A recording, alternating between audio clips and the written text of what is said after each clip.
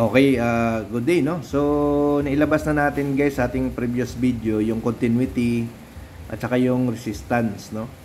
So, ngayon naman, ang pag-usapan natin yung capacitance reading, no? So, yung capacitance reading kasi, yun po ang ginagamit sa pag-test ng mga ganito guys, no? Yung mga capacitors, no? So, marami kasi nagdi-DIY na nag-check sila ng capacitors, no? Kaso hindi na alam kung paano ito i-test, no?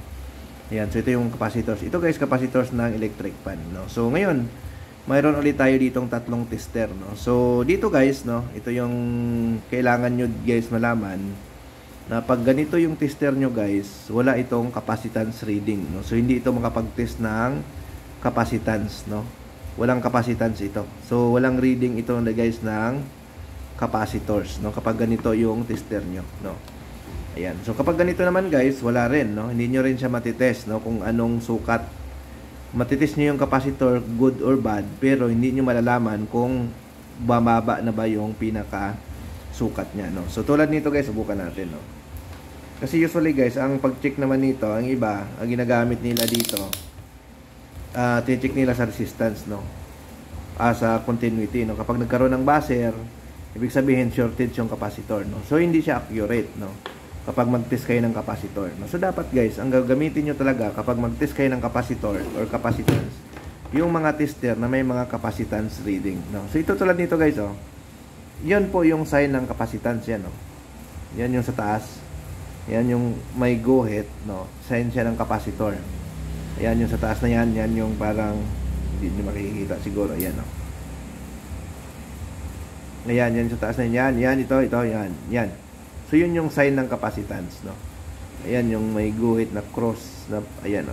Yung sa taas na yan, yan, yung pinakataas. So, ang tester, so may mga tester na mayroong capacitance reading, no? Readers, no? So, itong mga ganito, guys, wala to, no? So, ito, wala rin to. So, ito yung tester na mayroon siyang capacitance. So, gagawin nyo lang, itututok nyo lang siya dito, ayan, no? Yan. Then, pag natutok nyo, guys, yan, i-select nyo lang. Ito yung selectors nya, no? Yan. Ayan. So, select nyo lang siya. Ayan. So, yan guys. So, may makita kayong patay natin ilaw kasi medyo, ano, ayan, against the light, no? Ayan. Ayan, no? In F. NF, no? So, ibig sabihin, yun yung sign na pwede kayong makapag-test ng capacitors. Nanofarad kasi yan, NF, no? Ayan, NF. Ayan. Ayan. So, patayin lang natin yung ilaw, no? Kasi hindi makita, no? Ayan. So, NF siya, guys, no? Ayan, no? NF. Ayan. So, ngayon, ang capacitor, guys, mayroon siyang sulat. Ayan, no? Ayan. Nakalagay UF. Ayan. 1.5 UF. Ayan. So, ibig sabihin, 1.5 microfarad, no? So, plus minus 5%. So, ito yung tolerance yan, no? So, ibig sabihin, pag nag-grid kayo ng capacitor, pwedeng bababa siya ng 5%, pwedeng tataas siya ng 5%. Tulad nito guys, 1.5 UF, no? So, ang gagawin nyo, iset nyo dito sa NF na settings, no? So, dito, ito yan nga, dito nyo siya itutok, din yung selection nyo, dito itutok nyo guys, oh. Yan, tapos yung selection nyo ito, no? Yan, so makikita nyo dyan. So, pwede nyo na siya i-test guys kung good pa ba yung isang capacitor, no? So, tulad nito guys, oh. Ang sukat nito ay 1.5 UF. So, kailangan may ma-read tayo dyan, no? So, sukatin natin, no? Lagay natin yung dalawang test prod natin. Ayan, no? Yan. So, 1.6. Ayan. So, ibig sabihin good siya kasi nga mayroon siyang tolerance na 5%. No? So, plus minus yan yung 5% na tolerance, no? So, yan. Kung mapansin nyo sa taas, UF yung makikita nyo, ayan, kung pansinin nyo dito guys, oh. Ayan, UF sa taas, di ba? So, same siya dito, no? Ayan, UF. Ayan, to. Tutok natin, no? Ayan, UF, no? So, 1.5 UF. So, ibig sabihin, good yung capacitor nyo. No? So, doon po ginagamit, guys, yung capacitance, no? So, mga ganito. Ayan.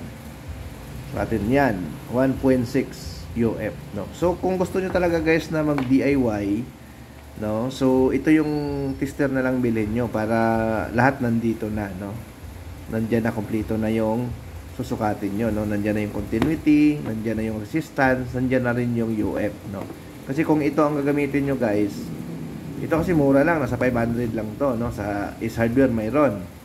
So ito naman yung analog, medyo mahal din to, no? 1,000 plus ito, pero hindi mo masukat yung capacitance, no?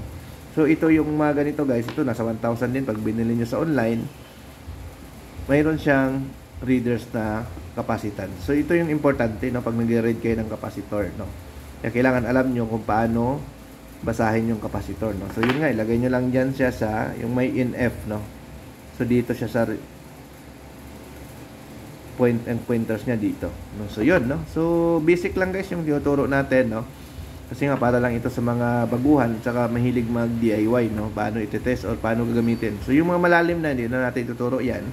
Kasi dapat talaga yan sa school yan pinag-aaralan, no? So ito yung mga basic lang, no? Para lang magkaroon kayo ng kunting idea kung paano gamitin yung capacitance ng tester, no? So okay, thank you, bye-bye.